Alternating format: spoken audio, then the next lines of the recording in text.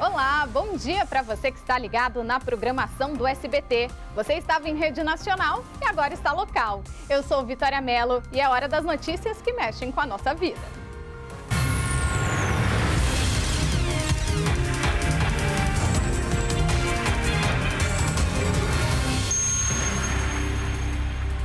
Polícia Civil prende empresária que vendia móveis de alto padrão e não entregava para os clientes. Maicon Leão. Além disso, Vitória, ela ainda fazia o financiamento do valor dos móveis em 2 bancos diferentes, aumentando assim o prejuízo dessas vítimas. O sonho daqueles móveis planejados, na verdade, se transformou num pesadelo. Em Goiás e no Distrito Federal já chegam a 45 vítimas. O prejuízo, quase R$2 milhões. A gente fala sobre esse caso daqui a pouquinho. Valeu, Maicon. Empresário é flagrado totalmente embriagado depois de atropelar e matar um motociclista em Ceilândia. Guilherme Glória. Vitória, esse caso aconteceu na madrugada e para você ter uma noção do quão forte foi o impacto, uma das motos, que 2 foram atingidas, uma das motos chegou a partir no meio. Uma pessoa morreu e outra está internada com uma fratura na perna. A gente vai trazer os detalhes desse caso. E morre aos 84 anos Jô Soares, um dos maiores comunicadores do país. Ele estava internado no Hospital Sírio-Libanês em São Paulo, mas acabou morrendo nesta madrugada. Hoje nós vamos relembrar um pouquinho a carreira do apresentador que marcou a história da TV brasileira e a cultura de várias gerações. O DF completa hoje 90 dias sem chuva. Vanessa Vitória, é seca que fala, né? Com certeza, e já tem meme na internet porque o pessoal não está aguentando mais. Mas será que vem chuva por aí? Será que vem frio? O que pode acontecer nos próximos dias? Eu estou aqui no IMET apurando tudo, mas não vou contar agora. Daqui a pouquinho eu volto e trago os detalhes. Espera aí que vocês vão saber se vai chover. Será, hein? Hoje é sexta-feira, 5 de agosto. Vamos terminar a semana bem informados? O nosso jornal já está no ar.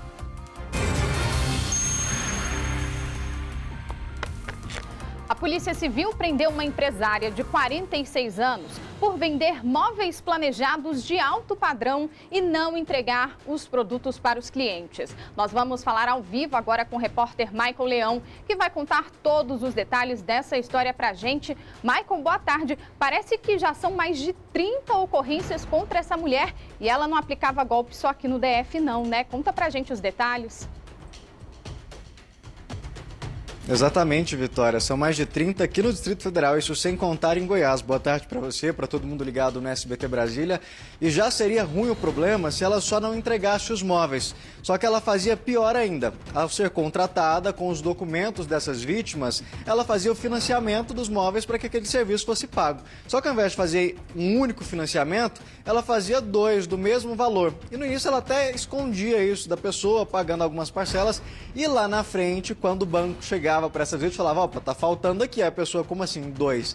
E era aí que começava o problema. A gente vai falar agora com o delegado Esdras Vinícius, que tem os detalhes pra gente desse caso, justamente porque é uma das vítimas que deu início a essa investigação, que esses crimes começaram em novembro do ano passado, Vitória, é justamente aqui da Asa Norte. E de uma em uma foi aumentando e hoje já são 45, delegado. Boa tarde. Boa tarde, Maicon. Boa tarde, Vitória, telespectadores. Então, realmente, a autora, a investigada, tinha uma loja de móveis planejados em Formosa e uma loja no Sudoeste. Então ela recebia muitas demandas. Em conversa breve com ela, ela alega que, por conta da pandemia, esses móveis começaram a ter dificuldades de ser entregue, mas ela ainda estava entregando. E nesse ano ela não conseguiu efetivar com os contratos. Contudo, o que a gente apurou é um pouco diferente a história. Na verdade, ela fazia um financiamento com a pessoa, ela geralmente financiava esse imóvel, porque são caros, os móveis são muito caros, R$25 mil, R$30 mil, R$50 mil, e a pessoa não tinha aquele dinheiro, fazia o financiamento daquele bem em um banco. Então ela entregava um contrato escrito, de papel, e falava que deu algum probleminha e a pessoa precisava assinar outro contrato digital. E aí é nesse momento que ela efetivava o golpe, porque era outro contrato, era com outro banco. Então a pessoa ficava com 2 financiamentos referentes a um móvel. E não bastasse isso, ela ainda não entregava os móveis. E aí no finalzinho agora, nesse ano, ela baixou as portas e não entregou nada. Então não entregou nenhum móvel e a pessoa ficou com prejuízo de 2 financiamentos sem o bem que ela tanto almejava. Né? Foram 36 vítimas aqui no Distrito Federal, 9 no Goiás e hoje a gente conseguiu efetuar a prisão com mandado de prisão preventiva decretado pela Justiça, além do bloqueio de alguns valores em conta corrente que ela tinha. Mas mesmo assim vai ser difícil recuperar o valor total, Vitória, porque a gente está falando de um prejuízo aí em torno de 2 milhões de reais. Delegado, em que momento que essas pessoas percebiam que tinham caído nesse golpe, principalmente do segundo financiamento? No início ela até conseguia esconder um pouco isso, demorava para essa cobrança chegar? Com o valor que ela pegava do segundo financiamento, ela pagava as primeiras parcelas e quando chegava ali na quarta, quinta parcela, ela já não pagava mais. Então a pessoa começava a receber cobrança do banco e então ela descobria que tinha sido vítima de um golpe.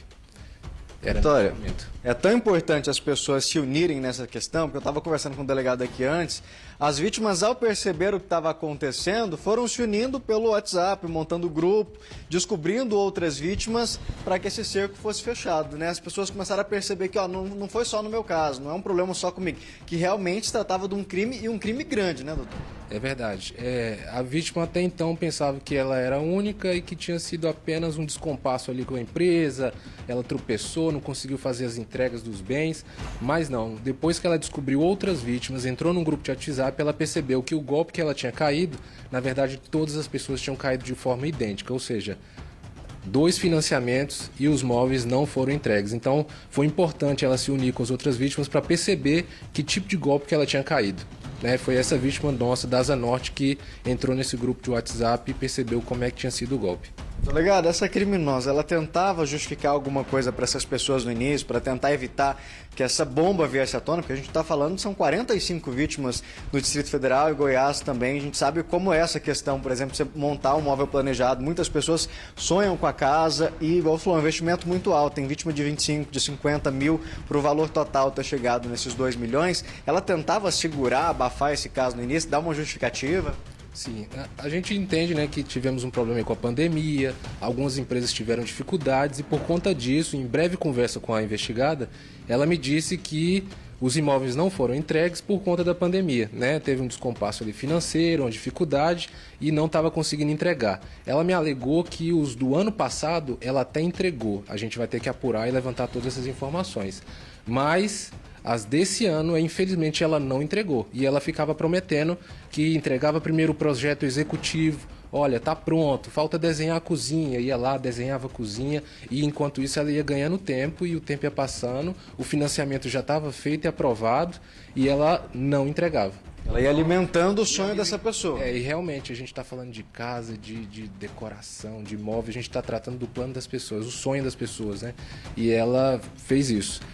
Ludibriou ali o sonho das pessoas, foi enganando, enrolando e as pessoas só se perceberam, se deram conta que tinha sido caído num golpe com muito tempo depois, né? E você falou, realmente vai ficar difícil a gente recuperar um montante financeiro desse 2 milhões, mas a polícia vai tentar fazer o possível para tentar recuperar esses valores.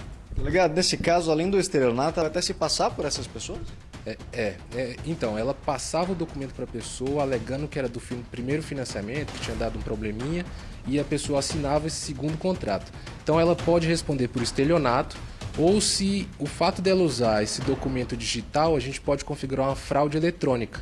Aí a pena é de 4 a 8 anos. E além disso, se ela pegou esses recursos, escondeu, adquiriu imóveis, bens, tentou escamotear esses recursos, ela pode responder também por lavagem de dinheiro.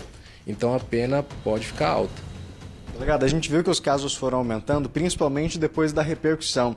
Então você que está aí em casa, fez uma contratação de um móvel, está esperando, principalmente nesses locais que o delegado falou, no Sudoeste, Formosa, está vendo algum problema aí, procura a delegacia, porque vai que se trata do mesmo caso. A gente já estava alertando, é o mesmo modo operante, faz 2 financiamentos, promete que vai entregar e não entrega. Isso, a gente sabe, né, que pode ter problema na empresa, mas nesse caso, o fato da gente ter mais de 35 vítimas com o mesmo modus operandi, a gente mostra de fato que a gente teve uma má-fé da dona da empresa e que você pode ter sim caído num golpe. Então, se você fez um contrato com essa empresa e está achando que é só a parte civil, que você é uma vítima única, não é. Várias pessoas também caíram nesse golpe. Procurem a delegacia, registre a ocorrência que os fatos serão apurados. O pior de tudo é que depois de passar a mão nesse dinheiro, ela baixou as portas. Fechou as portas. A gente passou... A vítima passou na loja no Sudoeste para fazer a cobrança. Cadê o meu armário? Quando chegou lá, as portas estavam fechadas. Deparou só com prejuízo. O sonho transformou no pesadelo. O sonho virou um pesadelo e agora ela vai ficar com esses 2 financiamentos para pagar, infelizmente. A vítima tem que arcar com esse prejuízo, já que ela assinou, mesmo que não tenha sido feito por ela mesma, de forma enganosa, o prejuízo fica para a vítima. Porque a assinatura é da vítima, né? Não teve uma falsificação ali na assinatura. A vítima efetivamente assinou aquele contrato, só que de forma enganosa. Então a gente teria que recuperar os valores que ela obtém devidamente, ver se ela tem alguma coisa em conta de parente, tentar recuperar esses valores e repassar isso para as vítimas. Participação do senhor. Obrigado, Maico. Obrigado, Vitória. Boa tarde a todos. É isso, né, Vitória? Fica aquele sentimento, principalmente de indignação, de mais raiva, porque o que a gente estava falando é justamente dos sonhos das pessoas e principalmente nesse caso, que as pessoas vão ter que arcar com esse prejuízo, não tem jeito. Mesmo sendo enganada, como o delegado disse, a assinatura que está lá é da pessoa como se ela tivesse concordado. Agora ela vai pagar pelos 2 móveis sem receber nenhum deles. Imagina só, né? Um sonho, às vezes, de anos de fazer aquela reforma na casa, pegar os armários novos, né? Uma reforma, uma casa nova, uma construção, a gente sabe o quanto marcenaria ali é caro. Só uma das vítimas teve um prejuízo de mais de 50 mil reais. Então, imagina acabar, destruir o sonho de uma pessoa que junta dinheiro, às vezes, de uma vida para poder fazer essa reforma, para poder construir. Mas que bom que essa mulher foi identificada e presa. E outras vítimas também, como o delegado disse, pode procurar a delegacia. Obrigada, Michael, pelas informações. E a Polícia Civil de Águas Lindas de Goiás procura por um homem suspeito de cometer estupros na região. O criminoso teria feito ao menos 2 vítimas. De acordo com as investigações, ele abordava mulheres no momento em que elas estão indo ou voltando do trabalho. Com uma faca, ele faz ameaças e chegou até a ferir gravemente uma das vítimas que tentou resistir. Câmeras de segurança flagraram o suspeito, mas até agora ele não foi identificado. Sobre esse assunto, nós vamos conversar agora com a delegada Tamires Teixeira, da Delegacia da Mulher lá de Águas Lindas de Goiás. Doutora, obrigada pela participação. Existe aí a suspeita que esse criminoso tenha cometido outros estupros na região, justamente ali pela forma de agir? Boa tarde. Boa tarde. Então, até o presente momento, o que temos são de duas ocorrências de modo semelhante, né? Mesmo modus operandi, mesmas características físicas do indivíduo. Então, nós estamos trabalhando, por enquanto, com essas 2 ocorrências. Existem outras situações, outras ocorrências, mas que aparentemente não é o mesmo indivíduo desses crimes ocorridos em via pública, né? Sim. E o que essas vítimas disseram, né? Essas mulheres comentaram ali o modo de agir desse criminoso?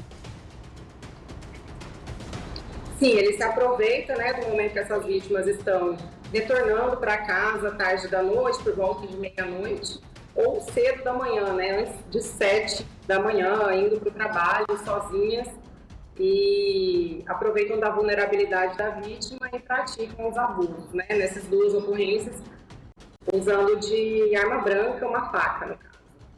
Sim, e é justamente nesses momentos, né, que as mulheres muitas vezes estão sozinhas, mais vulneráveis, ou cedinho ali nas primeiras horas do dia, indo para a parada de ônibus, enfim, ou até mesmo voltando do trabalho, né, doutora?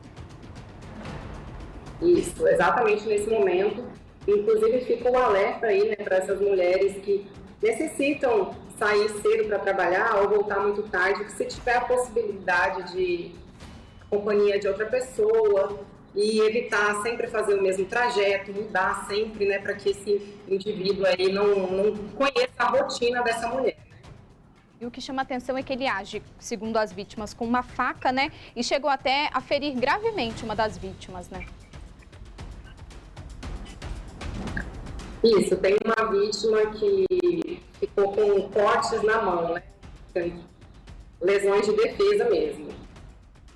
De segurança flagraram ali esse homem passando, a gente até rodou aqui essas imagens, a suspeita é que seja esse homem que aparece aí na tela, mas ele ainda não foi identificado. A polícia trabalha com apoio também da própria comunidade. Se viu alguém vestindo, né, esses trajes, um casaco, uma bermuda ali cinza, claro. A polícia trabalha com esse apoio da comunidade para identificar e prender esse homem? Com certeza. Inclusive, fica aqui nossa orientação de que qualquer informação seja passada diretamente para a Delegacia da Mulher. Podemos deixar aí os telefones que as pessoas podem entrar em contato e contamos sim com esse apoio da comunidade, né? Porque já temos uma linha de investigação, já temos algumas estratégias, mas é muito importante mesmo esse apoio da comunidade que está ali presente no dia a dia. A gente sabe que é perigoso alertar, assim, a comunidade, mas é importante que as mulheres de Águas Lindas de Goiás fiquem em alerta, principalmente nesses horários mais vulneráveis, para atitude de algum suspeito? Sim, com certeza. Em situações normais, nós, mulheres, já devemos tomar certos cuidados, né? Evitar sair sozinha, desacompanhada, muito tarde da noite, muito cedo. E agora, né, com essa situação, devemos ter cautela, né, no agir. Claro que não vamos falar aqui para as pessoas ficarem em casa e entrar em pânico, não é motivo para isso. Mas, de maneira padrão, tomar certo cuidado, certa cautela. Então, a polícia já tem uma linha de investigação e a gente pode esperar aí uma prisão para os próximos dias? A polícia já tem ali uma possível identidade ou uma possível linha ali mesmo dessa investigação, doutora?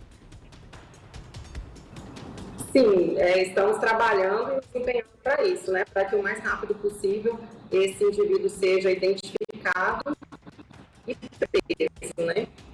Doutora, as mulheres, elas devem procurar a delegacia. É importante esse registro da ocorrência, né? Como que vocês da Delegacia da Mulher atuam quando uma vítima chega aí e relata toda essa situação? Sim, é importantíssimo que elas venham e registrem a ocorrência e prestem depoimento para que a gente possa colher ali todos os detalhes, todas as características do autor. E aqui na DEAN, além desse atendimento policial, nós temos uma equipe multidisciplinar que pode dar um apoio para essa vítima que está ali numa situação emocional bastante abalada. Sim. Doutora Tamires, muito obrigada pela participação da senhora aqui no nosso jornal. Eu agradeço e reforço o pedido, né, à comunidade lá de Águas Lindas de Goiás. Quem tiver qualquer informação pode entrar em contato com a Delegacia da Mulher ou com a delegacia, né, doutora, mais próxima da casa dessa pessoa, né? Isso, estamos à disposição. Muito obrigada, doutora. Gente, agora, né, mais uma notícia triste. Morreu nesta madrugada, aos 84 anos, Jô Soares, um dos maiores comunicadores do país. De um talento e inteligência excepcionais, Jô era ator, humorista, apresentador, diretor e escritor.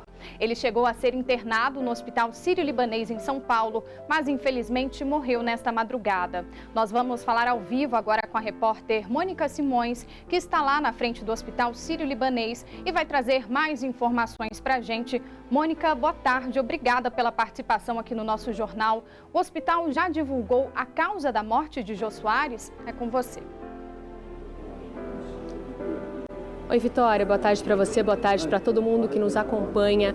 Olha só, seguindo aí a linha de descrição do Jô Soares, Vitória, a família preferiu não divulgar a causa da morte. O Jô Soares, que sempre foi uma pessoa extremamente discreta em relação à vida pessoal dele em vida, então a família resolveu seguir essa mesma linha. Ia acontecer uma coletiva de imprensa nessa área onde nós estamos, essa área de imprensa, bem em frente à porta principal do hospital, mas também foi cancelada. A família disse que o velório e o enterro vai ser somente para as pessoas mais próximas, ou seja, família e amigos. O corpo de Jô Soares saiu daqui faz aproximadamente 45 minutos, Vitória. Ele deve seguir até o ML e depois segue, claro, para o cortejo, que nós também não temos o endereço por conta dessa descrição. O Jô Soares, ele foi internado no dia 28 de julho, há menos, quase uma semana, né, atrás.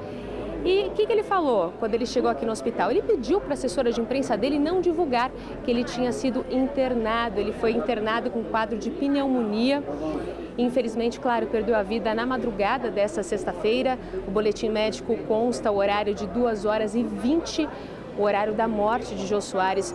A gente não sabe, claro, se a motivação foi aí o agravamento do quadro de pneumonia. Agora, o Jô Soares, ele sempre foi uma pessoa extremamente irreverente. Ele nasceu no Rio de Janeiro em 1938 e desde então, desde muito pequeno, ele já era extremamente simpático. Ele era reconhecido aí como um garotinho super simpático, carismático. Então, ele estudou em diversos lugares do mundo, morou em diversos lugares do mundo, falava 5 idiomas. Então, ele encontrou na Suíça, quando ele chegou na Suíça para estudar, ele encontrou, parece que ele se olhou no espelho e falou: quero ser um artista. Foi lá que ele começou a escrever as primeiras peças teatrais e explodiu para o mundo. São mais de 60 anos aí de carreira, ele morreu aos 84 anos e ele foi aqui no SBT, na tela do SBT, que ele fez o primeiro papel dele, digamos assim, como apresentador.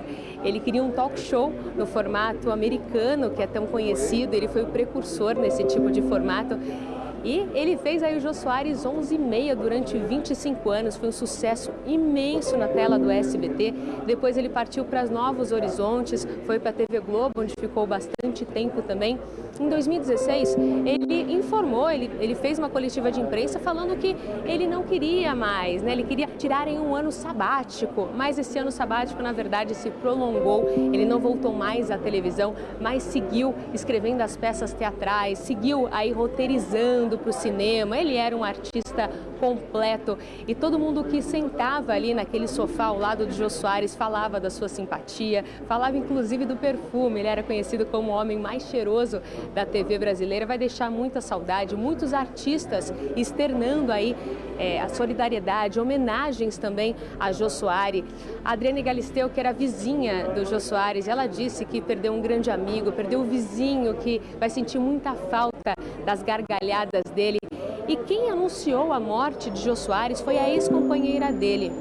Ela publicou numa rede social e disse que Jô Soares parte, mas ele parte deixando um legado imenso, não só para ela, mas para todo o Brasil, e que ele partiu cercado de muito carinho, muito amor e com muitos cuidados. Aqui em São Paulo, o prefeito Ricardo Nunes decretou 3 dias de luto oficial. Então, eu sigo aqui em frente ao Hospital Sírio-Libanês, que fica no centro de São Paulo. Qualquer outra informação, eu chamo ao vivo com prioridade. É com você, Vitória. Muito obrigada, Mônica, pelas informações. Então, como a Mônica disse, velório e enterro de Jô Soares ocorrem ainda hoje, mas fechado ali, restrito para a família, Ainda nessa edição, a gente acompanha outros detalhes da trajetória de Jô Soares. Obrigada, Mônica, pelas informações e pela participação aqui no nosso jornal. E hoje estamos completando 90 dias sem chuva aqui no Distrito Federal. Muito tempo, A gente não pode esquecer de se hidratar e tomar todos os cuidados para minimizar os sintomas dessa seca. Mas será que tem alguma previsão de chuva vindo por aí? Quem vai responder isso para a gente é a repórter Vanessa Vitória. VV, boa tarde. Será que a gente vai trazer uma notícia boa aqui para os nossos telespectadores?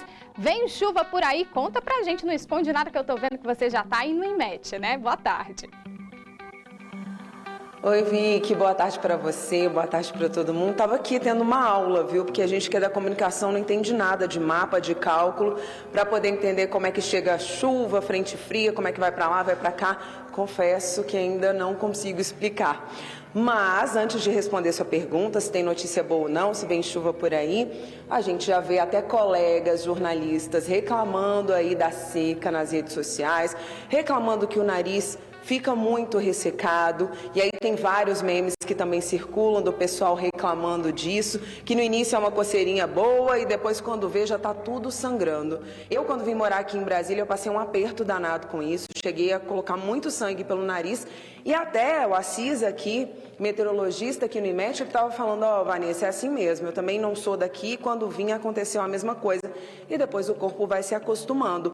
Mas essa pergunta aí, se vem chuva, se não vem chuva, eu vou deixar para ele responder. A previsão é de chuva, e agora você vai contar pra gente que dia, e como é que vai ser, se o DF todo vai sentir. Boa tarde para você. A partir de que dia a gente vai sentir uma chuvinha? Boa tarde. Ainda ao final de semana o brasileiro ainda vai ficar sentindo muita secura aqui, Porque até o início da semana ainda vai predominar o ar quente e seco. Porém, na próxima semana, a gente tem uma boa notícia, porque vai dar uma mudança brusca nas condições do tempo no centro do Brasil, também pegando aqui do Distrito Federal, né, trazendo certa alguma condição de chuva isolada aqui no Distrito Federal. E dá para dizer essa condição isolada vai ser numa área específica, mais para o sul do DF, menos, na terça-noite, vai durar, vai passar depois de quarta? Vai ser de uma maneira rápida, né? Entre terça-feira à noite até a quarta-feira, essas condições de chuvas isoladas, né? Pode ser qualquer área do Distrito Federal, sendo mais na parte sul, como por exemplo o Lago Sul, o lado do Padef, o lado do Gama, o lado de Bandeirantes, as áreas Parkway, as áreas sul do DF, né? São mais favorecidas essa condição, mas pode cair em qualquer área do Distrito Federal, porque é isolada. Porém, depois dessa chuva, né, na retaguarda dessa chuva, a onda de ar frio está avançando pelo centro do Brasil e vai chegar também aqui no Distrito Federal, vai cair mais as temperaturas ainda. Então é isso, Vi, que está vendo aqui, tem os mapas que o Assis preparou, porque essa chuvinha que vai ter aí em áreas isoladas é uma notícia de que vem frio. E aí mostra pra gente o mapa do anúncio, Assis. Esse mapa aqui é o mapa da chuva, né, em que a chuva está se aproximando aqui, chegando no Goiás. No decorrer dos dias da próxima semana, ela vai aproximando e pegar aqui na área do DF. E já esse outro mapa aqui a gente já tem a onda de ar frio que vem, né, e já chega aqui no Goiás e chega no Distrito Federal. Essa área em azul mostra que devemos ter uma queda de temperatura de 4 graus, além da temperatura que existe hoje. Por exemplo, se a mínima hoje deu 12 graus no Distrito Federal, menos 4 que deve acontecer na quinta-feira, então deve chegar em torno de 8 graus aqui em Brasília. Em outras regiões do Distrito Federal, essa temperatura chega a menos, né, em torno de 6 graus.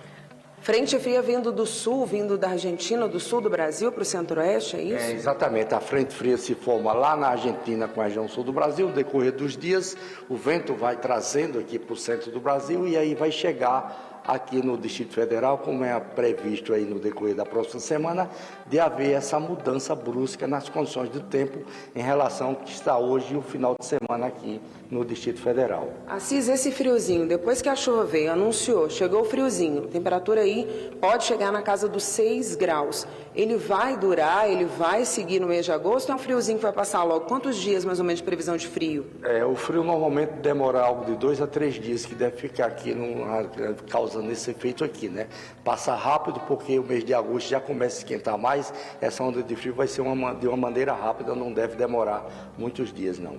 E no caso, você estava me explicando aqui que, por enquanto, os mapas trazem as informações, mas elas vão mudando quando vão se aproximando. Ou seja, se tem uma previsão de frio que está um pouquinho mais fraca, ela vai escurecendo e vai alterando à medida que os dias forem passando. Por exemplo, na questão da chuva, como é para terça-noite, aí mais para segunda-feira vocês têm informações mais precisas. Porque nós estamos aqui com previsão mais ou menos de uma semana antes, né? Na proporção que vai aproximando os dias, essa previsão ela vai se aperfeiçoando, vai melhorando mais ainda, né?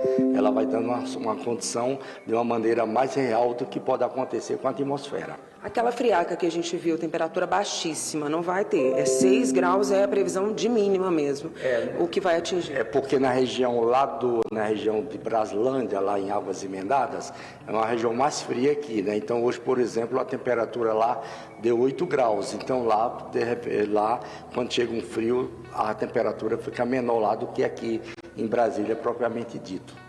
Então, relembrando aí, moradores do Distrito Federal, para terça-noite, vamos tirar aí guarda-chuvas do armário. Pode ser que a gente pegue uma chuvinha? Pode ser que sim, pode ser que não, como disse o Assis. Previsão mais para o sul do Distrito Federal. E aí é o anúncio de frio, e aí sim a gente tira os casacos do armário, mas esse frio também não vai durar mais que 2 dias, e aí a seca vai continuar, mas já vem um alento, né, Assis? E depois desse alento aí, a previsão setembro, aí vem primavera, aí já tem que esperar mais um pouquinho para a gente ver como é que fica o clima. Exatamente. Aí a gente o brasileiro tem que acompanhar as previsões mais ou menos a cada 3, 4 dias, uma semana, semana, né? Para ver como vai ficar o tempo pela frente, para ver novamente quando vai ter nova indicação de outra chuva novamente, né? Porque setembro já também é previsto de ter algumas chuvas também no mês de setembro. Assis, o que preocupa muito o brasiliense é a questão da umidade, né? A gente tem que sempre se hidratar. Como é que está a umidade agora e como é que ela fica pelos próximos dias? Tem preocupação por aí com relação a isso? A umidade já chegou a valores baixos já nesses dias agora, né? De 15%. Tem se comportado na faixa dos 20%. Esse final de semana ainda vai ficar um pouco baixo, né? Entre aí nessa faixa dos 20%. Ainda é baixo porque nós estamos mais ou menos há um mês com esse patamar de 20%. E aí ela deve ficar mais em valores mais críticos aí, vamos dizer assim, bem abaixo de 15% por alguns dias, somente lá para setembro, quando as temperaturas ficarem mais elevadas. Não somos especialistas em saúde, médicos, nada disso, mas eu e o Assis, a gente estava conversando aqui que colocar uma aguinha, uma bacia com água ali no quarto antes de dormir ajuda. Ele falou que faz isso sempre e que o quarto dele fica com uma umidade, porque mesmo com essa previsão de chuva, a umidade não vai se alterar muito, ou vai, Assis, no dia lá, como são chuvas em áreas isoladas, não vai dar para alterar muito a questão da umidade, não, né? Dá uma melhorada assim na umidade, né? Ela sobe bastante, né? Mas não demora muito tempo, né? 3, 4 dias depois ela já volta a cair bastante novamente, né? Não demora muito tempo, não. Na questão realmente da noite para se dormir, se você colocar um recipiente de água dentro do quarto, isso vai contribuir porque com a baixa umidade, a evaporação que aumenta bastante com a água que está no recipiente, vai fazer com que o ambiente fique mais umedecido, né? Fique com a umidade mais elevada, propriamente de uma maneira natural, sem ser de uma maneira forçada. Muito obrigada, viu, pela aula aí de meteorologia e pela dica, Assis. Vi que é isso, então vamos ficar em seca por enquanto, faz a dica aí do Assis, vê se funciona, eu volto com você. É, uma chuvinha, né, fraquinha, né, VV, a partir de terça-feira da semana que vem, mais concentrada ali na região sul. Eu moro na região norte, então talvez eu não veja essa água, mas já vai ser bom, né, como o Assis disse, para melhorar esse clima tão seco que a gente tem sofrido aqui nos últimos dias, né, VV? Obrigada, viu, pelas informações. Um empresário foi preso por dirigir embriagado e atropelar 2 motociclistas em Ceilândia. Um desses motociclistas acabou morrendo no local do acidente. Quem vai trazer mais detalhes desse caso pra gente é o repórter Guilherme Glória. Guilherme, boa tarde. Esse homem foi preso? Conta pra gente. Boa tarde, Vitória. Boa tarde a todos. Esse homem foi conduzido para a 15ª Delegacia pela equipe do Detran. A gente vai explicar direitinho como é que foi esse processo, mas como você falou, uma das vítimas faleceu, um homem de 52 anos. Faleceu, inclusive, na hora lá, porque o impacto da pancada foi muito forte. Uma das motos, que foram 2 motos atingidas, uma delas chegou até a partir no meio. Incrível, né? Vários motociclistas que estavam ali por perto foram chegando, se aproximando. Quem conhece um pouco só do trânsito sabe que o motociclista é uma categoria muito unida. Então, quando houve esse acidente, os motociclistas foram se aproximando. O outro rapaz foi atendido e levado ao hospital, que é um jovem de 28 anos que teve uma fratura na perna e está hospitalizado. Então, as pessoas chegaram para tentar fazer esse atendimento e o que elas perceberam? Que o motorista do veículo, o empresário de 47 anos, ele estava apresentando sinais de embriaguez. E aí a revolta começou a tomar conta das pessoas que estavam ali, né? Cada vez chegando mais gente, muitos vídeos mostrando a situação e de fato dá para perceber que esse condutor do veículo, ele parece que está num ambiente onde não aconteceu nada, ele está aéreo, ele está de fato, é muito claro, né, que ele está com sinais de embriaguez ali. Então ele poderia ter sido linchado. A equipe do Detran foi acionada por volta das 00h40. Chegou no local, observou tudo, fez os trabalhos e para que esse homem não fosse vítima de linchamento, aí eles pegaram, colocaram ele na viatura do Detran e levaram ele direto para a delegacia. Eu vou começar com o Glauber Peixoto, que está aqui, que é diretor de policiamento e fiscalização de trânsito, e vai falar para a gente como é que foi essa ocorrência. No momento que vocês chegaram lá, Glauber, vocês já perceberam que o homem estava de fato com sinais de embriaguez? Foi até difícil conversar com ele para pegar alguma informação. Boa tarde. Com certeza. Boa tarde, Vitória. Boa tarde a todos. Nossas equipes estavam próximas, inclusive realizando abordagens na Ceilândia Norte, a condutores embriagados. Por isso que nós nos chegamos, né, poucos minutos depois ali que o bombeiro estava no local, e realmente o que nós percebemos é que o cidadão, o condutor, estava muito embriagado, e pelo risco de que as pessoas lixassem essa pessoa, mesmo que acionando a polícia militar para deslocar a delegacia, nós preferimos levar esse condutor. Ele não apresentou resistência, levamos na delegacia, e na delegacia foi feito o teste do etilômetro, com muita dificuldade, inclusive pelo estado de embriaguez, e foi constatado um índice muito alto, quase 3 vezes o limite que já caracteriza o crime de trânsito. Então, realmente é uma situação muito complicada, uma pessoa muito imprudente que tirou a vida de outra e poderia ter sido, inclusive, tirado a vida do outro condutor, do outro motociclista. O trabalho do Detran nesse caso aí foi muito importante pela questão, claro, de impedir um linchamento aí que seria mais uma questão trágica, mas algo que chama a atenção é que esse homem ele estava com um carro alugado, não teve informações, não conseguiu conversar, isso dificultou muito o trabalho, né? Exatamente, como não havia como ter diálogo, né, com essa pessoa, a gente, ao deslocar para a delegacia, ele não apresentou nenhum condutor, porque a norma, a legislação permite que o veículo fique retido até a apresentação de um condutor habilitado e sóbrio, e nesse caso não foi possível, por isso que o veículo foi removido. Mas realmente, até mesmo os procedimentos na delegacia foram muito difíceis em razão da embriaguez desse condutor. O caso agora está com a polícia.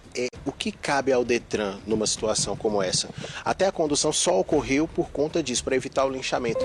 Mas o que cabe ao Detran quando chega numa cena dessa e constata que o condutor está embriagado? Ali foi constatado realmente o crime de trânsito, além da parte administrativa, da infração pela alcoolemia, mas também foi constatado o crime. Então ele foi à delegacia como prisão em flagrante mesmo, né? Conduzido em flagrante. Ele vai responder pela parte administrativa por uma multa de quase R$3.000, são 7 pontos na carteira, né? Essa multa ela gera também uma suspensão do direito de dirigir, que ele vai precisar para retomar esse direito, fazer o curso de reciclagem depois de 12 meses sem dirigir. Agora a parte criminal, né, o nosso Código de Trânsito diz que, nesse caso específico, ele pode responder por uma reclusão de 5 a 8 anos, mas caberá realmente ao delegado, né, através do inquérito, verificar a possibilidade, inclusive, do crime doloso, né? Então é uma situação que a Polícia Civil, com certeza, vai tomar as medidas necessárias. Agora, como você mesmo informou, nesta madrugada vocês estavam já fazendo rondas, estavam vistoriando aí motoristas e veículos, e vocês, poucos minutos antes, tinham em Ceilândia mesmo visto que 2 condutores embriagados. Então, assim, é uma preocupação porque tem acontecido com frequência, principalmente nas madrugadas, as pessoas dirigirem sob o efeito do álcool. Exatamente. O Departamento de Trânsito e os demais órgãos de trânsito vêm intensificando as ações de fiscalização. Tanto é que do semestre agora, do semestre 2022 para 2021, foram mais de 40% de autuações, de 13 mil para 19 mil autuações de alcoolemia. Então, as ações estão sendo intensificadas, nossas equipes estão na rua para poder abordar esses condutores e retirá-los de circulação antes que possam se envolver em acidentes como esse que aconteceu ontem. Essa madrugada. Agora, com todo o trabalho, é principalmente necessária a conscientização das pessoas, né? Porque a pessoa não acha que vai ser capaz de cometer uma atrocidade dessa, ou que aquele velho problema da gente achar que nunca vai acontecer com a gente, bebe um pouquinho e fala, eu vou para casa, mas muitas vezes causa um acidente fatal e estraga a vida de outras pessoas e a própria vida também, né? Com certeza. A gente precisa trabalhar realmente, né, a ideia de conscientização. Né? Não adianta só os órgãos de fiscalização estarem presentes na rua, como estão, mas é preciso realmente que as pessoas estejam engajadas na ideia de que dirigir depois de beber causa acidentes graves. Não só com o condutor, às vezes um passageiro familiar no interior do veículo, e como nesse caso, terceiros ali que estavam deslocando de casa, trabalho, e acabaram sendo vítimas de uma situação como essa. Então a população precisa estar engajada e entender que essa combinação tira muitas vidas no trânsito, e a consciência tem que sempre vir em primeiro lugar. Não sei se já tem essa informação acerca da velocidade que ele estava, se ele estava muito acima do limite permitido para a via onde aconteceu esse atropelamento, mas a gente fica se perguntando, será que ele tinha noção? Quando a pessoa bebe, ela perde a noção desse equilíbrio da velocidade adequada? Foi isso que aconteceu? E outra pergunta também, quando vocês chegaram lá e se depararam com a cena, é claro que vocês trabalhando com o trânsito diariamente, vocês são experientes, mas uma moto parou a 80 km, o veículo arrastou inclusive alguma das motos Chega a chocar também quando você vê a violência do impacto? Com certeza, em que pese a perícia ainda está, né, fazendo o seu trabalho, mas pelo impacto, né, pela violência do acidente, a gente percebe que realmente a velocidade estava alta e muito provavelmente o condutor não tenha nem visto os motociclistas, né? É uma situação que acontece com quem bebe. Ela não perde ali, a sua visão fica pior, né? O seu senso crítico, né? O desrespeito às normas de trânsito acaba sendo mais fácil, e quando você tem dois fatores que são gravíssimos no trânsito, que é a pessoa embriagada e a velocidade, realmente você aumenta e muito o risco de acidentes graves. Então, realmente, numa situação como essa, o que a gente percebe é uma imprudência muito grande que acabou tirando a vida do motociclista. Glauber, muito obrigado pelas informações. E é isso aí, né? A gente encerra com esse recado, né? Não vamos misturar álcool com direção, porque a gente tem muitos exemplos e é muito óbvio que essa mistura não dá certo. A gente espera não relatar mais casos assim, mas para isso é preciso que os condutores aqui do DF tomem essa atitude de dirigir com mais prudência e só dirigir quando realmente estiverem com condições de fazer isso. Voltamos com você, Vitória. O Guilherme, o vídeo é impressionante, né? A forma com que esse homem pega esse veículo e sai dirigindo completamente descontrolado. E aí o carro vira uma arma mesmo na mão de cidadãos como esse. Aí acabou matando, atropelando um motociclista de 52 anos. Olha a situação desse homem, gente. Não, é um absurdo, é revoltante. E o pior é que a gente tem mostrado vários casos aqui no jornal de motoristas que insistem, né, em fazer essa mistura de álcool e direção. Um absurdo. Obrigada, Guilherme, pelas informações. Agradeça também aí a nossa fonte do Detran. Obrigada. E, Vitória, tem um detalhe aí importante sobre esse caso. Vamos voltar lá com o Guilherme? Pode voltar. Guilherme, por favor, conclua. Só mais uma informação, Vitória, porque é muito importante a gente passar, peço até desculpa te interromper. A gente, como sempre, tenta ouvir os dois lados, né? Como o próprio Detran, que não conseguiu informações, teve toda a dificuldade lá por conta do estado desse condutor, de saber o que aconteceu, dele tentar se explicar, a gente tentou ouvir a versão dele. E aí entramos em contato, pedimos nota, alguma forma de saber o que aconteceu. Até agora não tivemos essa resposta e ficamos no aguardo aí, né? De poder saber um posicionamento desse condutor, ou é claro, da defesa dele. Sim, é isso, Guilherme. A gente sempre costuma, como você diz, ouvir os dois lados. Estamos aqui aguardando, né, quem sabe, uma informação da defesa desse motorista. Obrigada, Guilherme. A Universidade de Brasília está ampliando a segurança no campus com a ajuda da tecnologia. Começaram a ser implantados totens com botões de alarme para acionar os vigilantes em situações de perigo. Olha só. 2 postes como esse, com um botão de segurança, foram instalados no campus Darcy Ribeiro. Em casos de emergência ou vulnerabilidade, o estudante aperta esse botão de segurança, que automaticamente acionará a vigilância do campus.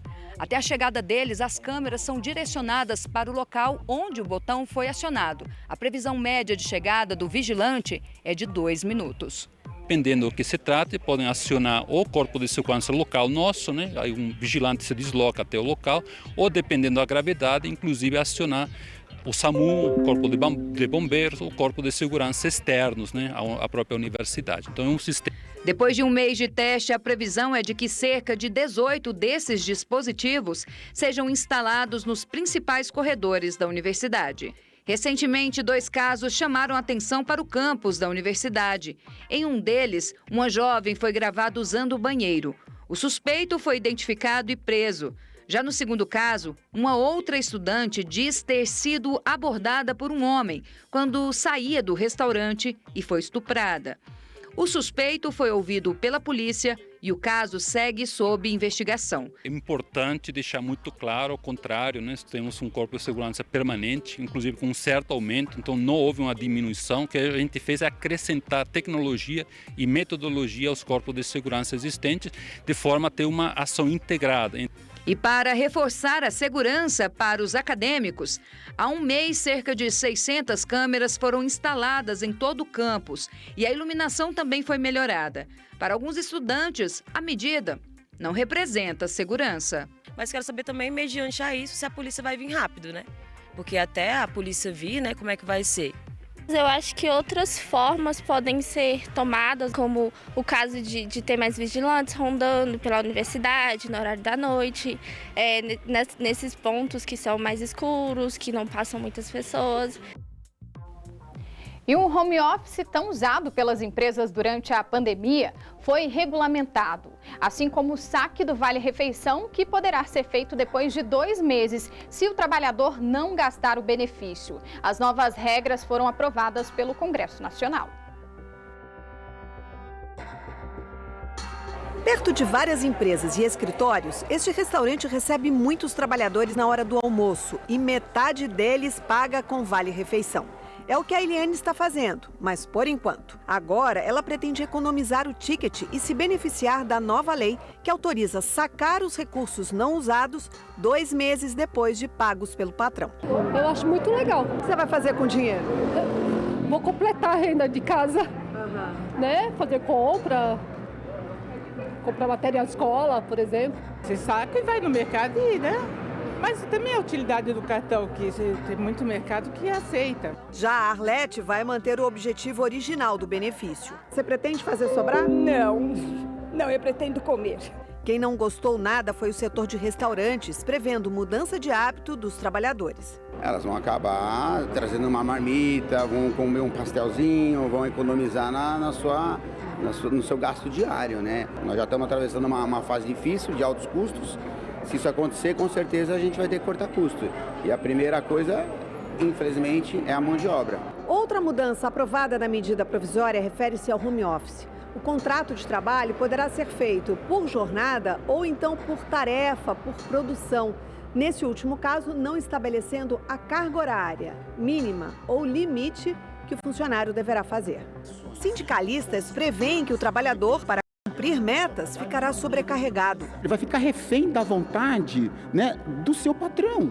Porque se você não tem uma regulamentação já definida, qual será os critérios, qual será a parte de ambos nesse acordo, então o trabalhador está fragilizado. Para este especialista em relações do trabalho, a medida provisória relaciona funções e os tipos de contrato. Quando é um trabalho de menor qualificação, quando é um trabalho que eu posso controlar efetivamente a jornada, tem um controle, tem um pagamento de hora extra, CECD e aí vai.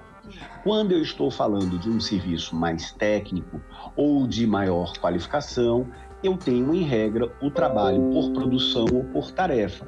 Na tramitação, ainda na Câmara dos Deputados, foi incluído no texto um artigo que regulamenta o destino de mais de 600 milhões de reais remanescentes da contribuição sindical, que era paga pelos trabalhadores e que deixou de ser obrigatória após a reforma trabalhista.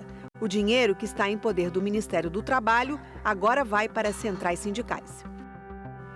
E a Universidade de Brasília suspendeu as aulas presenciais em 2 turmas. De acordo com a Faculdade de Comunicação, 2 alunos do curso tiveram contato com pessoas com varíola dos macacos. A Vigilância Sanitária da UNB vai acompanhar esses estudantes e orientou os professores dessas disciplinas que fiquem em exercício domiciliar por tempo ainda indeterminado. Sobre a doença, nós vamos conversar agora com a gerente do Centro de Informações Estratégicas e Resposta de Vigilância em Saúde da Secretaria de Saúde aqui do DF, Priscilene Reis. Obrigada, doutora, pela participação. Em casos como esse, né? Essa é a medida que deve ser seguida mesmo? Manter as pessoas em isolamento? Boa tarde. Olá, boa tarde a todos. Os casos que forem suspeitos da monkeypox, né, conhecida aí como varíola dos macacos, ou seja, as pessoas que apresentam as vesículas, as bolhas no corpo, né, estes devem ficar em isolamento domiciliar. Eles devem ser afastados das atividades, todas elas, né, escola, trabalho, até receberem o resultado do exame. Caso esse exame venha positivo, ele tem que ficar afastado até a lesão estiver totalmente cicatrizada. Ele não pode ter nem casquinha, né? Essa lesão tem que a pele tem que estar totalmente íntegra. E aí sim ele pode retornar às suas atividades. Caso o resultado venha negativo, aí ele já está liberado também para retornar às atividades. E qual é o cenário da varíola dos macacos hoje aqui no Distrito Federal? A Secretaria tem acompanhado os casos, né, suspeitos e confirmados. Nós estamos com os casos, a maioria deles, né, no sexo masculino, de 20 a 39 anos, né, a grande parte das pessoas, os adultos jovens, né. Estamos acompanhando todos os casos e pedimos para que a população também fique atenta ao aparecimento de sintomas, né. Então, a doença, ela começa com uma febre, mal-estar, uma dor pelo corpo. Então, e depois de uns 4, 5 dias é que vai aparecer a bolha, né?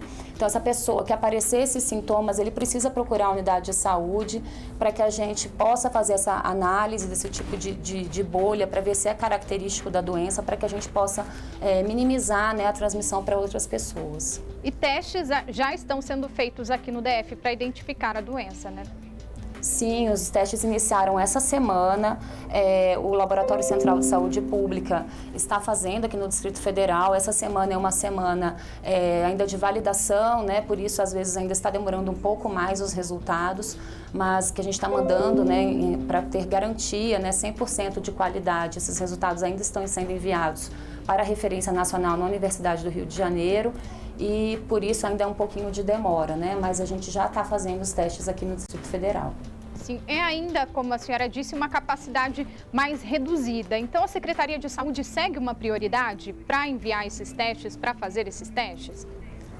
Isso, a partir do momento que os testes chegam, todos eles já são enviados para o Rio de Janeiro, né? A gente tem um fluxo aí junto ao Ministério da Saúde. E aqui no Distrito Federal, nós sempre priorizamos, né, as amostras dos pacientes mais graves, né? O que tiver que a gente, de acordo com a análise da vigilância epidemiológica, a gente também faz essa priorização. Sim, e o DF segue alguma linha de tratamento, já que não tem vacina, né, disponível? Sim, a doença, de forma geral, ela é uma doença bastante leve, né? As pessoas vão apresentar principalmente a questão da dor. Então, a linha de tratamento, no momento, é a hidratação e o controle da dor. Alguns pacientes precisam de internação, principalmente aqueles que têm um risco de agravamento. São crianças, gestantes, pessoas imunossuprimidas. Para esse, a gente faz um tratamento de suporte um pouco mais próximo, né? Mais acompanhado. Sim, o vírus já circula entre a população, é uma transmissão comunitária. Então, quais os cuidados que a gente precisa tomar ao sair de casa, aí em um evento mais movimentado, porque agora as coisas, né, já voltaram basicamente ao normal. Então, quais são os cuidados? A população, ela precisa manter basicamente os mesmos cuidados que a gente tinha com a Covid, né? Tendo em vista que essa doença também é provocada por um vírus, né? A transmissão, ela vai acontecer por meio das gotículas, então a gente pode emitir essas gotículas quando a gente fala, tosse ou espirra, ou também por meio do contato com a pele das pessoas infectadas.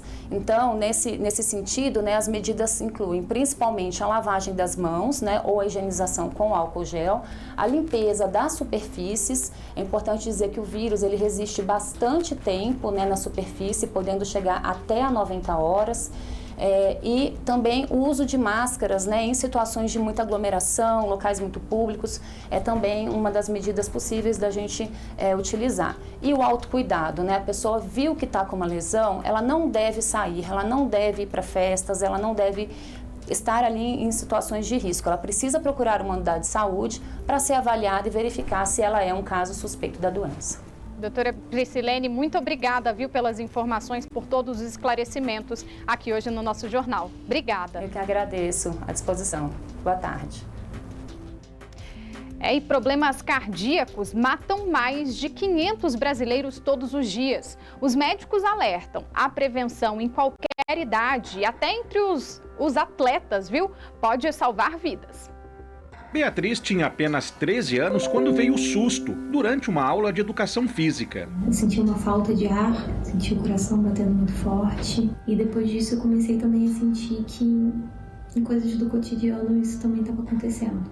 Como subir uma escada em casa. Os sintomas ligaram o sinal de alerta. Ela foi ao médico e descobriu que tinha arritmia cardíaca. Foi um problema no coração que matou João Paulo Diniz aos 58 anos. Ele não resistiu ao mal súbito. O empresário era apaixonado por esportes e triatleta, mas sofria de uma doença congênita que pode causar inchaço no coração. Este médico da Sociedade Brasileira de Cardiologia ressalta: A boa condição física não é sinônimo de coração saudável. Mais importante quando você faz um check-up, por exemplo, mais até do que o exame complementar, é você realmente conversar com o paciente e entender qual é a história dele, familiar, a história de doenças na família, quais são os fatores de risco que ele tem. Atletas profissionais também são traídos pelo coração. No ano passado, o dinamarquês Eriksen desmaiou em campo, vítima de infarto.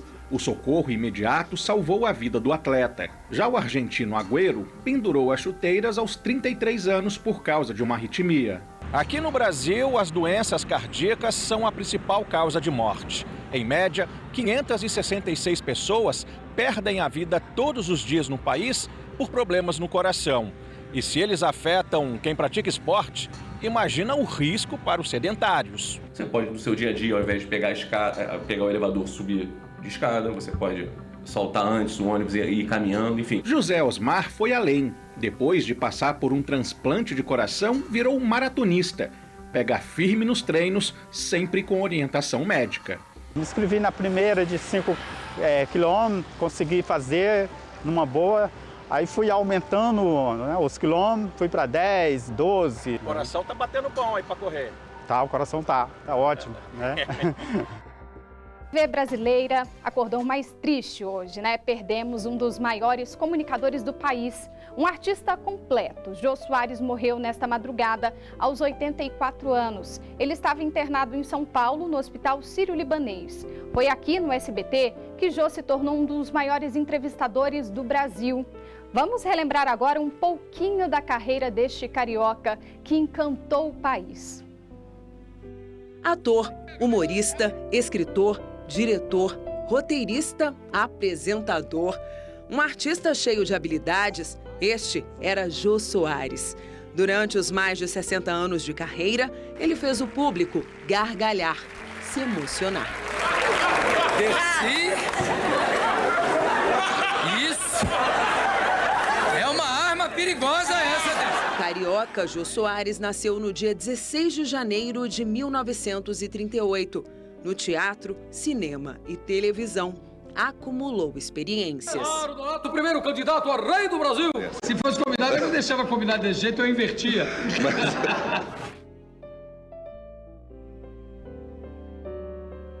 Fazendo uma convenção de bom humor, veja o gordo!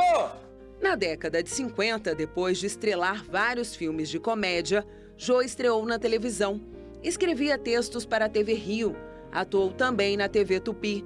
Na década de 60, foi para a Record TV, onde ganhou o primeiro programa, Jô Show, e ao lado de Carlos Alberto de Nóbrega e Ronald Golias, foi responsável por um dos maiores sucessos da década, A Família Trapo. Em 1970, na Globo, comandou Faça Humor, Não Faça Guerra, até ganhar o humorístico Viva o Gordo, em 1981.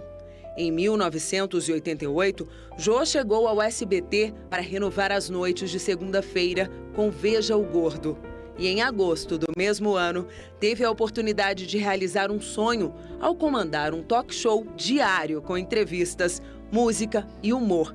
O Jô Soares, 11h30. Aliás, quando se fala em talk show aqui no Brasil, Jô Soares é a grande referência. O programa foi um verdadeiro ponto de encontro entre telespectadores e grandes personalidades. Sula Miranda, Luiz Ambiel, Jair Rodrigues, o Sérgio Malandro, Marisa Monte.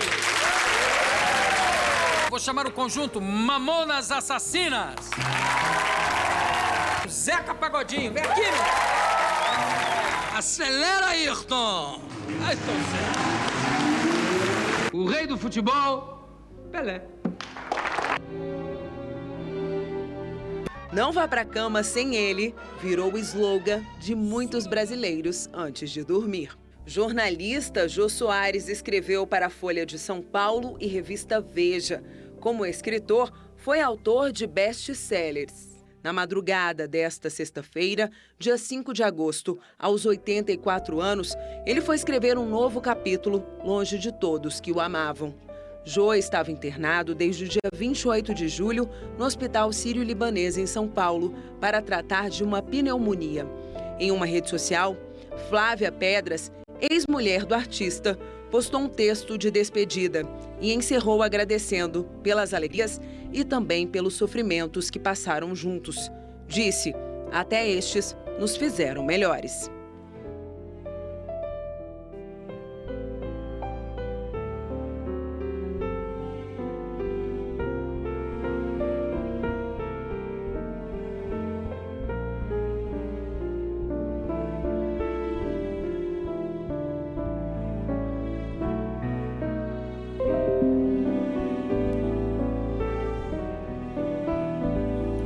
Por meio de nota, o SBT lamentou a morte do ator, escritor, apresentador e comediante Jô Soares. Também se solidarizou com o público que tinha em Jô um grande amigo da televisão. Além disso, desejou que Deus conforte familiares e amigos do artista. Como a repórter Mônica disse no início dessa edição, o velório e enterro dele vão ser fechados somente para familiares e amigos. 30 influenciadores digitais foram nesta quinta-feira ao Tribunal Superior Eleitoral em Brasília para conhecer detalhes do sistema de votação brasileiro e ajudar a combater a desinformação nas eleições deste ano. O presidente do TSE, Edson Fachin, agradeceu o pronunciamento do presidente do Senado, Rodrigo Pacheco, em defesa das urnas eletrônicas.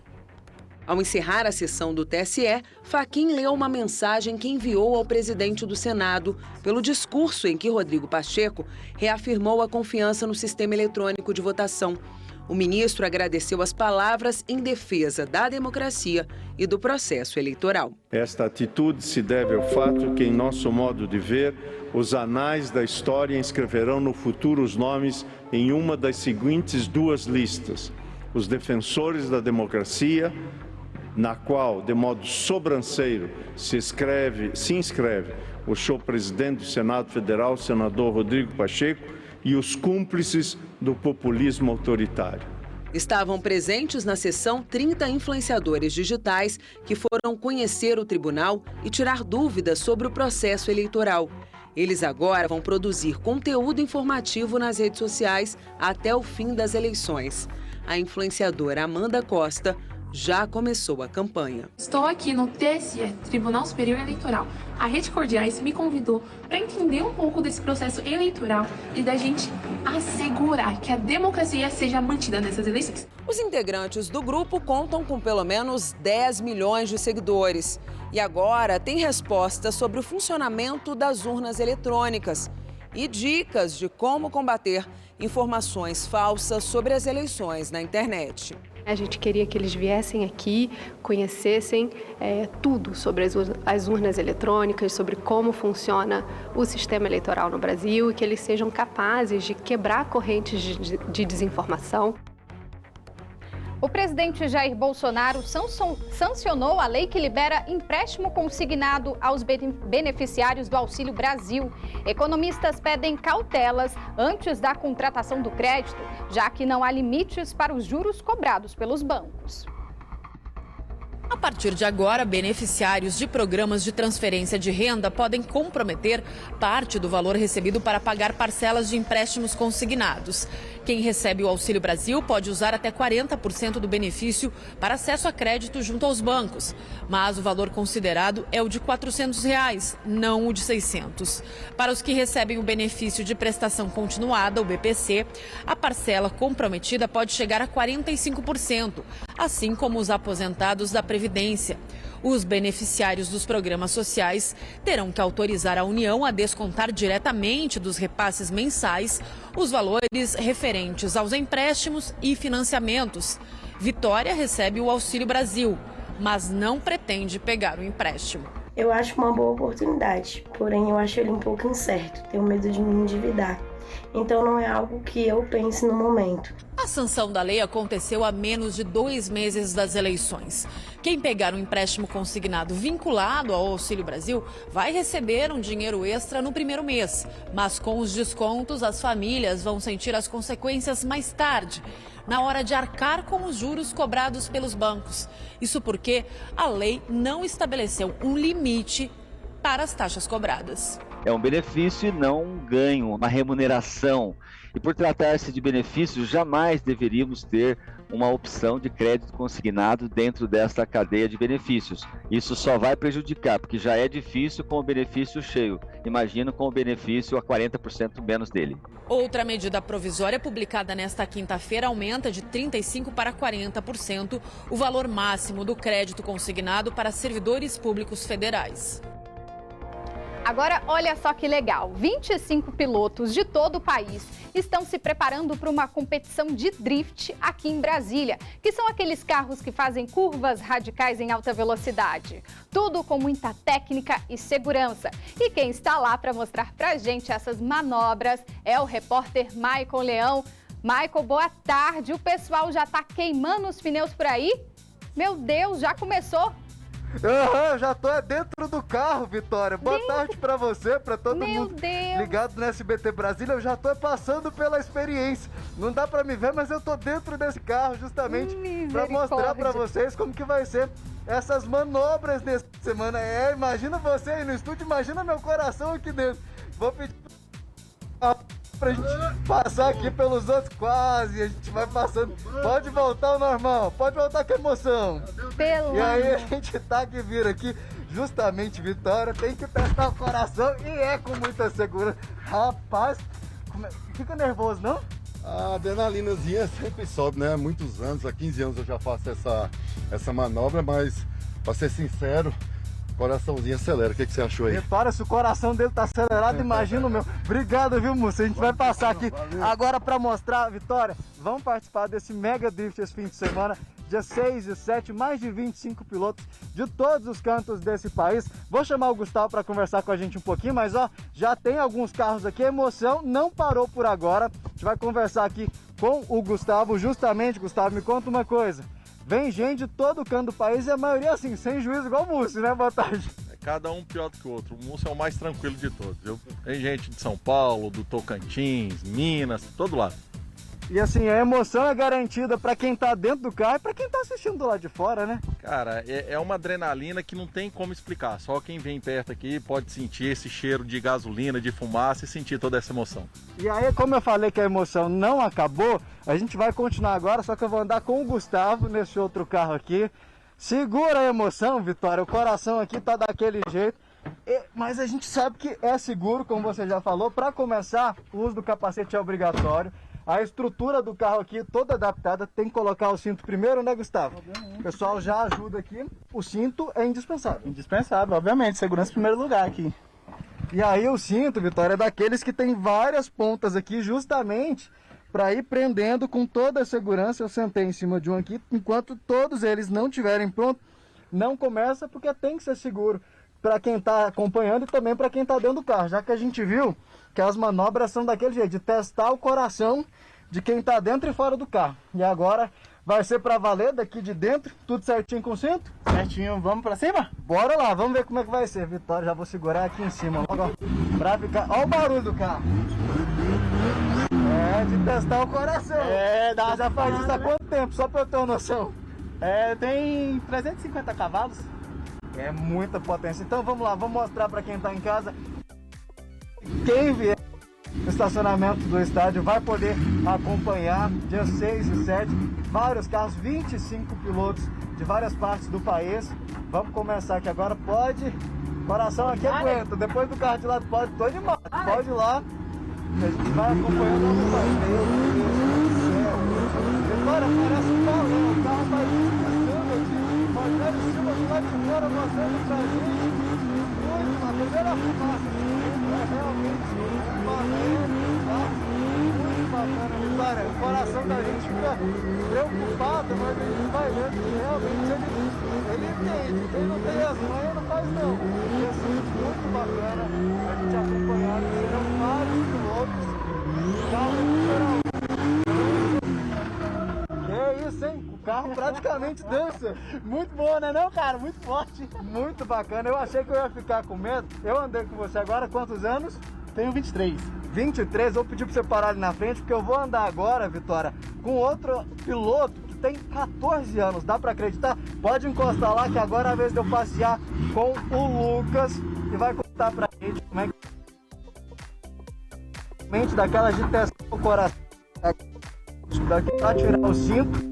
Esse carro que o Rogério Silva tá mostrando pra gente já é o do Lucas. Obrigado, viu, gente, pela ajuda aqui agora. Deixa eu só tocar aqui, que agora é hora de eu conhecer esse piloto que dizem que é a promessa do drift. Já tá aqui do meu lado. Essa é a estrela desse evento, né, Lucas? Como é que você tá? Eu tô bem. Tô seguro aqui com você? Tá bem seguro, Vai ser tranquilo esse rolê nosso? Vai ser tranquilo, mas eu não posso garantir nada.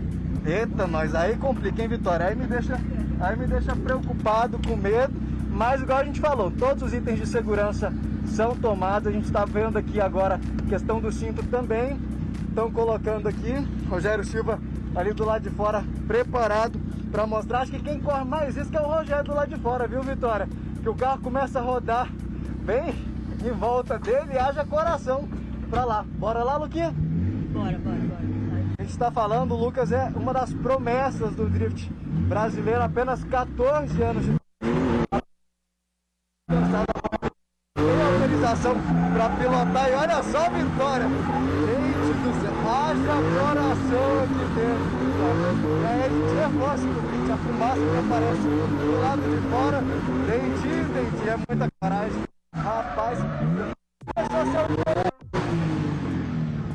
Como é que surgiu o seu interesse pelo drift?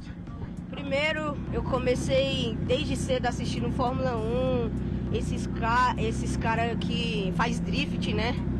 E também, principalmente pelo meu tio, que também faz drift, tem uma pista lá na Drift Park, lá em Águas Lindas. Então, ele também é uma das maiores inspirações. Quem me ajudou também foi meu pai, minha família. E eu agradeço muito isso por eles. Olha, parabéns. Adorei o passeio com você. Vitória, eu vou até descer aqui. Acho que a gente vai precisar da ajuda aqui. Luquinha, me ajuda aqui como é que solta. Isso, porque eu sinto, Vitória, é complicado, não é simples de sair aqui não. A gente tá vendo ali outros carros, a galera, como é que abre aquilo? Que é por fora mesmo, né? Consegui, a gente tá vendo aí Rogério Silva mostrando os outros carros, justamente, Vitória, porque vai ser um balé dos carros aqui, realmente muito bacana pra galera, só reforçando, 6 e 7, aqui no estacionamento do Mané Garrincha, olha o balé dos carros, cena mais linda pra galera vir curtir agora é ao redor da gente. Segura coração, haja emoção aqui, viu, Vitória? Vai acompanhando todos os carros. Gustavo, só para finalizar, para reforçar para a galera, de que horas a que horas? Sábado, a partir de 9 horas até às 18 horas, sábado e domingo. Eu não sei se quem estava em casa conseguiu ouvir, porque o barulho é daqueles, mas vale a pena, Vitória. Devolvo para você que esse show é o balé dos carros. Não, demais, Michael, que incrível, que radical, você foi muito corajoso, viu? Nossa, fiquei até tonta só de olhar. Mas incrível, Michael, parabéns a todos aí. O evento no sábado vai ser um mega evento, como a gente consegue ver aí pelas imagens, demais. Bom, vamos recuperar o fôlego agora, né? Vamos para um rápido intervalo, mas o noticiário vai acontecer hoje, o enterro da técnica em enfermagem Daniane da Cunha, que foi encontrada morta na última quarta-feira, depois de ficar 7 dias desaparecida. 2 homens foram presos por suspeita, né, de envolvimento nesse crime. E um terceiro envolvido, que pode ser o mandante desse assassinato, continua foragido. Nós vamos falar ao vivo agora com a repórter Vanessa Vitória, que está lá no cemitério Campo da Esperança, da Asa Sul.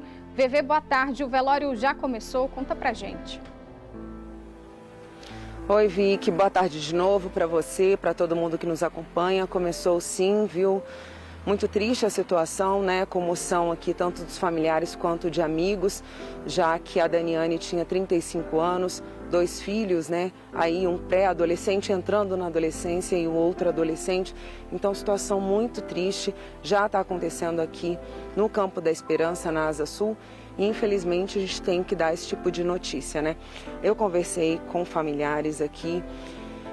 Eles estão extremamente abalados, né? Alguns ainda tinham esperança de que ela fosse localizada, já que ela desapareceu no dia 27 de julho, ali à noite, por volta de umas 10 e pouquinho da noite, ela sai de casa para encontrar, né, para um encontro aí que depois acabou tudo mostrando, indicando que seria uma emboscada mas que até então parecia um encontro normal, um encontro comum com pessoas que ela conhecia.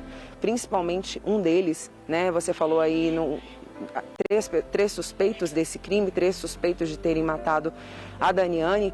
2 foram presos e um deles confessou tudo, o outro nega, e esse que nega, que seria o Ramon, esse suspeito, ele seria o mais próximo dela, trocavam mensagens aí que mostram e demonstram uma amizade.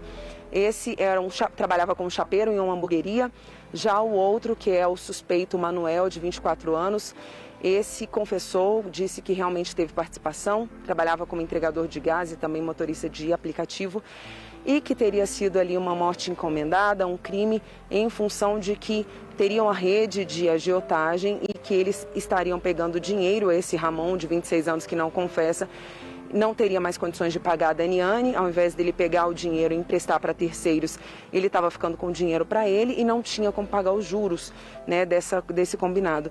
Mas conversando aqui com familiares, inclusive agora, eles ficaram muito chocados até mesmo com essa informação. Dizem que não sabiam do que estava acontecendo e que, inclusive, ela, por ser servidora pública, né, por ser concursada, técnica em enfermagem, atuava na sala de vacinas lá em Águas Claras e agora tinha passado, né, recém-aprovada no concurso para enfermeira, que não teria motivos financeiros para que ela fizesse isso. Então é muito triste. Eu também pedi atualizações na delegacia. A informação mais atualizada que a gente tem com relação a esse caso é com relação ao tempo que eles ficam lá no INCRA, lá em Braslândia, onde a Daniane foi encontrada, mais ou menos 5 minutos pelo rastreio de celular. Então é o tempo de execução, 5 minutos, e eles saem dali e vão embora, no caso, os suspeitos. E agora o carro dela segue, né, desaparecido, e esse terceiro envolvido, que seria o executor também. A nossa torcida para que ele seja localizado e que essa investigação seja concluída. Eu volto com você. Obrigada, VV, pelas informações. Vamos falar de coisa boa. Amanhã vai começar o Festival Coma, que reúne vários artistas renomados de Brasília e de todo o país. A estrutura desse evento está montada ali no Eixo Monumental, perto da antiga Funarte. E é para lá que nós vamos agora falar ao vivo com o repórter Guilherme Glória. Guilherme, boa tarde mais uma vez. Me conta, quais são as principais atrações desse evento aí? Boa tarde mais uma vez, Vitória. Já estou aqui, ó. Até com a moralzinha da pulseirinha VIP aqui, viu? Aqui no Eixo Cultural Ibero-Americano, você tá vendo lá, olha, um dos palcos. Gente, são 5 palcos. Um mega evento. E aí, quem vai responder quais são as atrações vai ser o Diego Marques, diretor artístico, que já tá aqui com a gente. Diego, conta pra gente algumas das atrações que vão ter aqui, para as pessoas virem. Tem vários estilos, né, pelo que eu vi. Tem gente de Brasília, tem nacional, tem internacional. É isso, são mais de 50 atrações, tem para todos os gostos. Vamos lá. Gal Costa, vai ter um encontro do Atocha com o Carlinhos Brown, que é praticamente inédito, aconteceu somente uma vez. Tem Gabi Amarantos, tem MC Marechal, Maglore, Selva, que vai dar uma palhinha daqui a pouco. Enfim, é muita gente, muitos talentos, dividido em 5 palcos, e são 5 ambientes muito diferentes, né? Porque a gente tem esses shows nos palcos principais, tem o Clube do Choro, tem a Tenda Conexões ali, que vai acontecer uns shows incríveis também. E tem show dentro do planetário, do domo do planetário, pra você ficar lá sentado, olhando o universo. Aí você pode também trazer sua canguinha aqui, ficar sentado, observando as coisas. É show pra todos os gostos, pra vocês ficarem confortáveis e se divertirem um monte. Os interessados que já se empolgaram, como é que faz agora pra participar? Pode procurar no Instagram do Festival Coma, que é @festivalcoma, ou você pode entrar direto no Simpla ou no site do festival, que é festivalcoma.com.br. Fiquem à vontade. Tem todas as formas que vocês vão encontrar, é bem fácil, Festival Coma. Diegão, brigadão, viu? Olha, como você mesmo anunciou, a cantora brasiliense Selva tá até aqui com a gente. Vou pedir para ela se aproximar.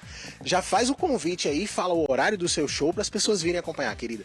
Amanhã, sábado, às 4 horas da tarde, no Planetário. Tem que chegar cedo, porque são poucos lugares e vai ser uma experiência única. Imagina, realmente, música com aquelas projeções lá. Nossa, eu já tô aqui... imperdível. Fera demais, eu vou tentar até manter a minha pulseirinha pra ver se eu consigo, viu? Vamos de palhinha agora e aí a gente já volta com você aí, Vika. Eu vou ficar curtindo a música aqui e vocês se viram aí, tá?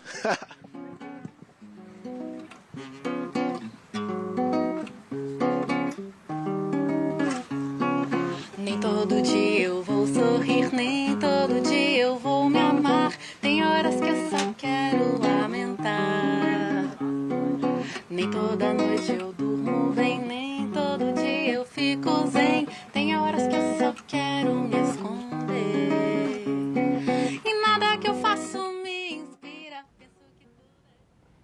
Guilherme arrasou, já ficou até com a pulseirinha VIP dele, é isso aí. Pessoal, hoje nós estamos na praia.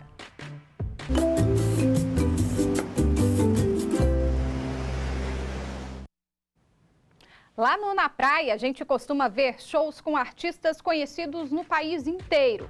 Mas o evento também investe nas pratas da casa. Muitos cantores brasilienses brilham no palco do festival. O que você sabe fazer? Eu tô querendo relembrar a tua sentada no meu colo devagar.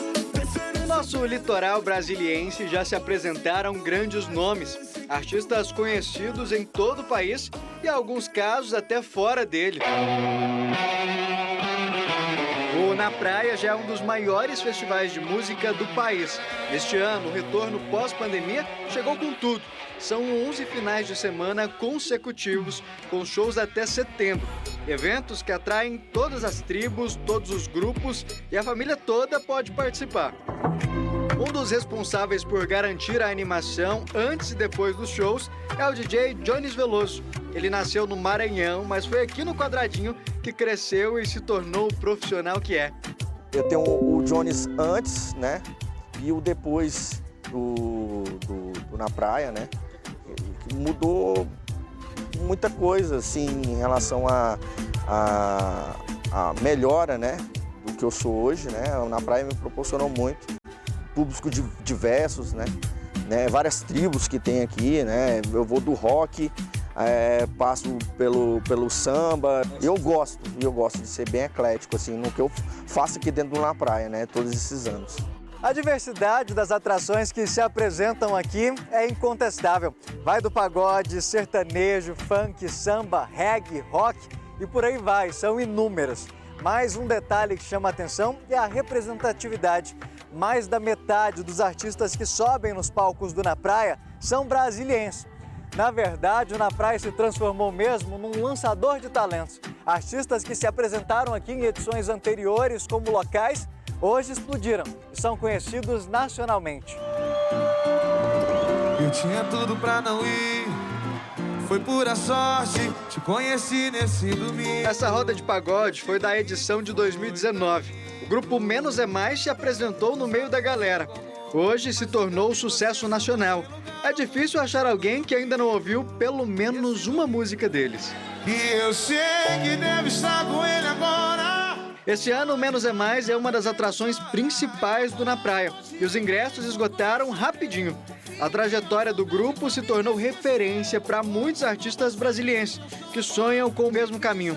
E um detalhe, o tratamento é o mesmo, para quem já explodiu, para quem está na batalha pelo sucesso.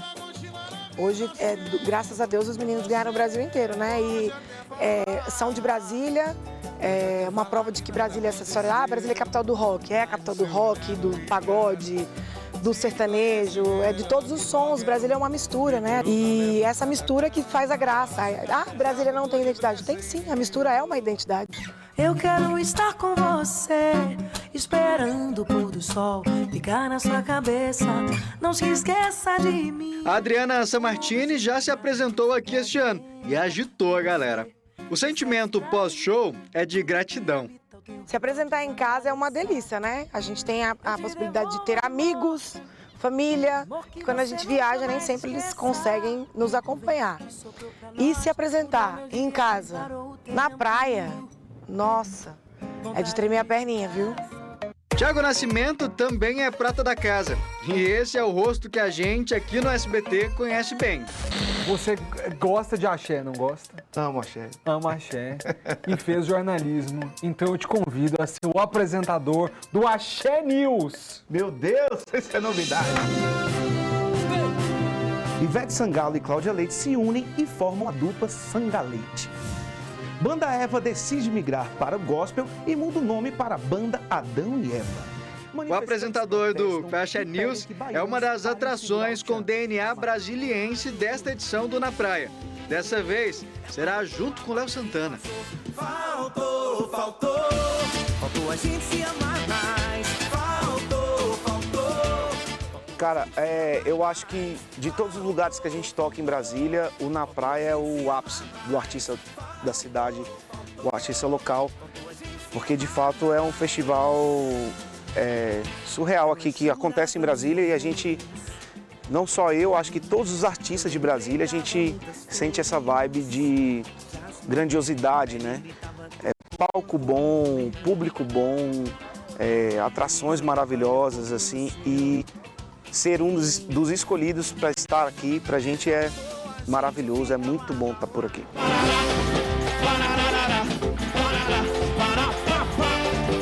O Thiago sabe como é difícil para um artista local conseguir um espaço para mostrar o seu trabalho. Artista local, sempre na batalha, uma dura batalha que a gente tem.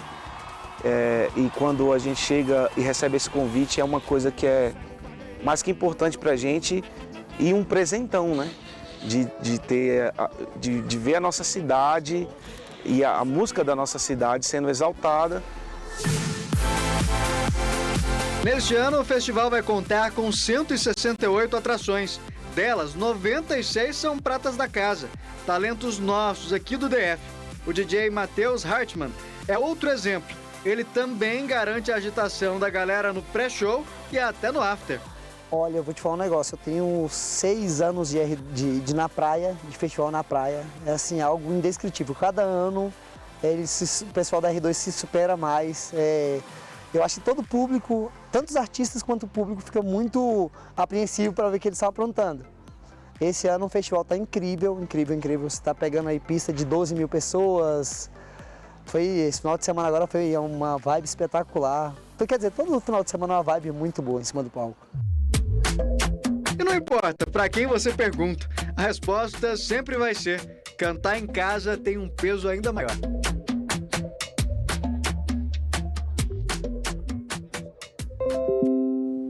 E sextou! Confira agora a programação para este fim de semana no Na Praia.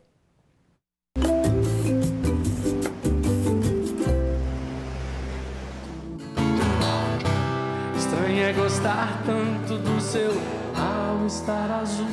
Pega o All-Star azul e partiu! Hoje tem Nando Reis no Na Praia, com um carisma e um repertório gigante. Não tem lua, só você me amar. Não tem lua, só você passar por mim. Não tem cheiro de flor. O clima de carnaval, Micarei e Trio Elétrico vai invadir Brasília. Que galera é essa, meu irmão? Sábado na praia com axé raiz. Bel Marques e Durval Leles vão fazer o brasiliense tirar o pé do chão.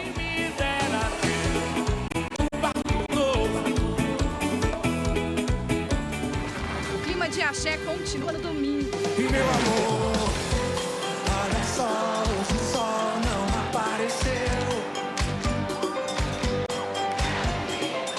Não tem essa de litoral brasiliense se não tiver Banda Eva. Com Felipe Pezzoni nos vocais. O show, eu aviso logo, vai ser massa.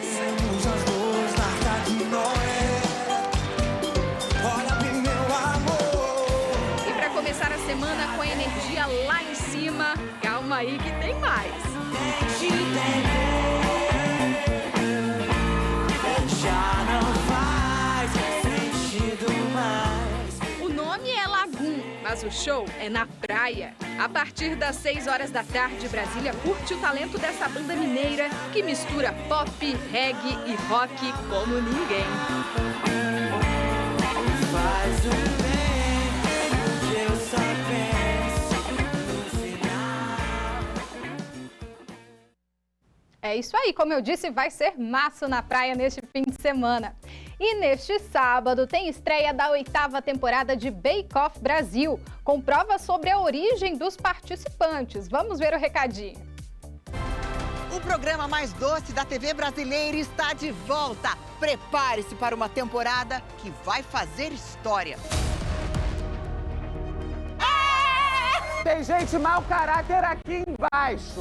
A 8ª temporada já chega com um novo ingrediente que vai dar o que falar. O renomado chefe italiano Giuseppe Gerundino entra para o nosso time de jurados. Joga que eu pego! Nossa, tô sentindo um cheiro de atraso aqui nessa bancada. E ele se une à nossa doce chefe confeiteira, Beca Milano, que traz receitas inéditas. Quem fez este bolo quis enrolar a gente. Eu tô passada. Agradar esses dois jurados não vai ser tarefa fácil, mas 18 confeiteiros amadores de várias partes do Brasil e do mundo estão preparados.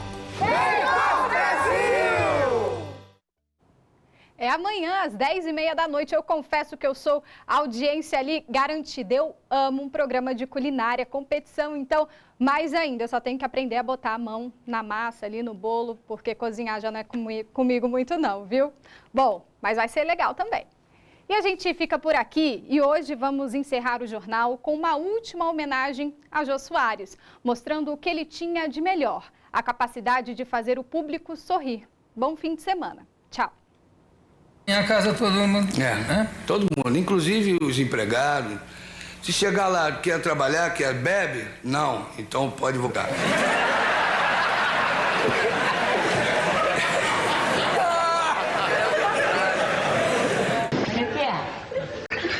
Não gosto de você, eu digo, vai tomar no...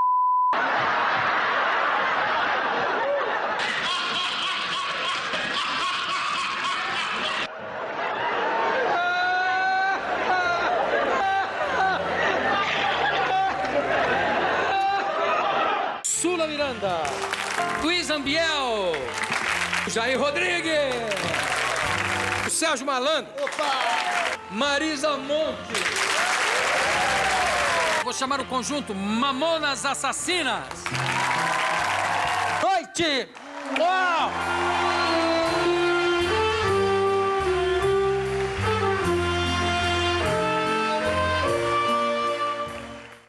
Minha casa todo mundo quer, né? Todo mundo, inclusive os empregados.